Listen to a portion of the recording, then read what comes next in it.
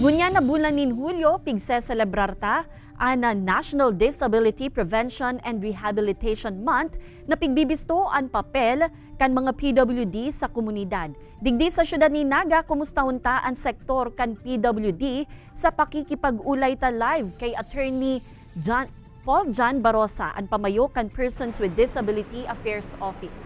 Marhay na hapon po, Attorney PJ. Marhay na hapon, Kate. Long time no hear. Yes po, Attorney. Belated happy birthday. Yan naman lang kita nagkaulay.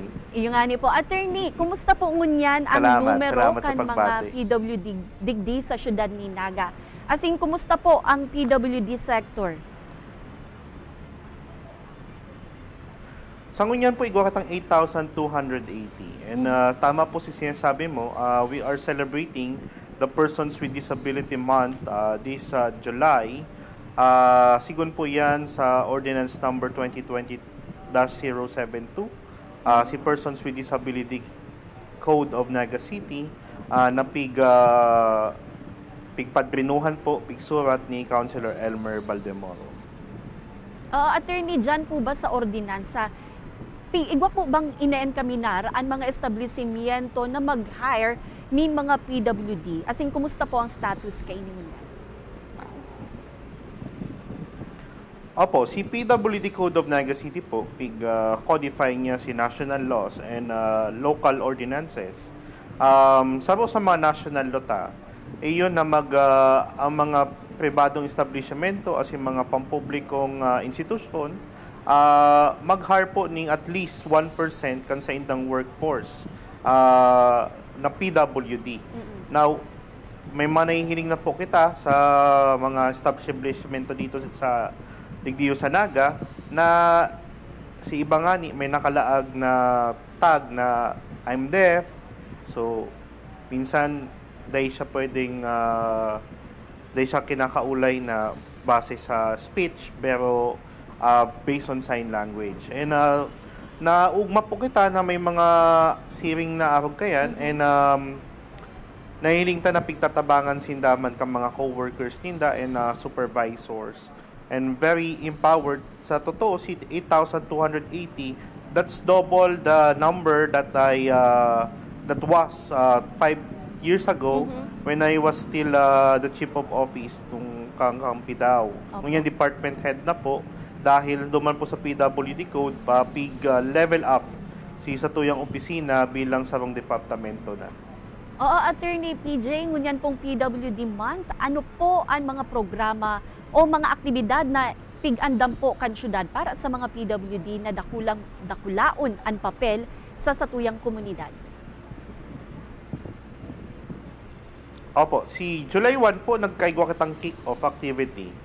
And kan July 2, si mga blind ta po and visually impaired, nagtao po ng libreng masahe sa sarong moliki sa syudad ng Naga. And then, Kampitsa 4 po, nagkaigwa kita ng aktibidad kay banan tong sarong estudyante sa China na pinahiling niya po, pigmuspra niya itong sa iyang na-invento na application kung saan itong sign language na ta-translate into text.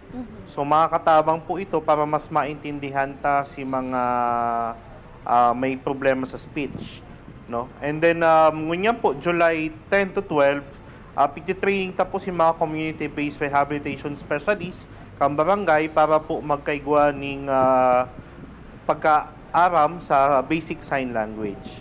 Nga ni matabangan po si mga PWD na di po nakakataram o kaya nakakadangog. By next week po, July 15 to 19, magkakaigwa po ng trade fair si PWD Vendors Association sa Plaza Rizal. And then the next week po after that, magkakaigwa po ng community-based training sa tabang po kang TESDA. Ito pong mga qualified PWD beneficiaries, pag-abot po sa packaging and food processing. After that, by July 29, may pigahaman po kami kay banan ng Public Safety Office na sarong awareness seminar kung ano po ang diretso ka mga PWD pag-abot po sa right to access to transportation. magkakaigwaman po ning pagkaaram si satuya mga PWD si hotline po baga na pwede po. sinang magapod kung sakaling nagkakaigwa ning mga sitwasyon na daysin na pinapasakay o daysin na tinatadbangan sa pagsakay ninda sa mga public transportation. July 30 po, igwa kitang PWD Congress, and then July 31, we will have the PWD wedding. Alright, Jos Mabalos po, Attorney Paul John Barosa, Canaga City Persons with Disability Affairs Office.